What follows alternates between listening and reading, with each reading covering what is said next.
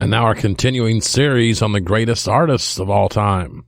At number 72, AC/DC. In 2004, in the Rolling Stone magazine, Rick Rubin wrote, "When I was in junior high, my classmates all liked Led Zeppelin, but I loved AC/DC. I got turned on to them when I heard them play Problem Child on the Midnight Special. Like Zeppelin, they were rooted in American R&B, but AC/DC took it to a minimal extreme that had never been heard before. Of course, I didn't know it back then. I only knew that they sounded better than any other band." For AC/DC, rock began with Chuck Berry and ended around Elvis. They poured their lifeblood into that groove, and they mastered it. Highway to Hell is probably the most natural-sounding rock record I've ever heard.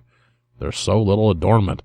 Nothing gets in the way of the push and pull between the guitarists, Angus and Malcolm Young, bassist Cliff Williams, and drummer Phil Rudd.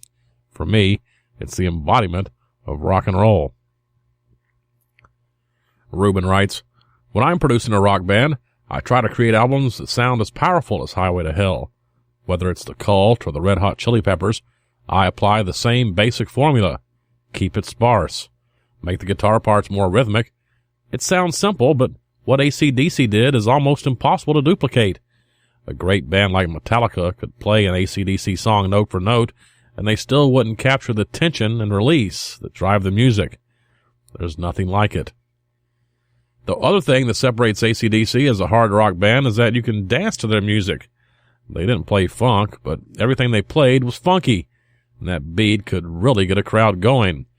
I first saw them play in 1979 at Madison Square Garden, before their singer Bon Scott died and was replaced by Brian Johnson. The crowd yanked all the chairs off the floor and piled them in a pyramid in front of the stage. It was a tribute to how great they were." Rick Rubin concludes, "I'll go on record as saying they're the greatest rock and roll band of all time. They didn't write emotional lyrics.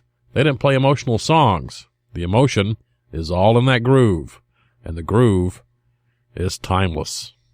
Our song for today is from their 1979 album, Highway to Hell. It's Girls Got Rhythm.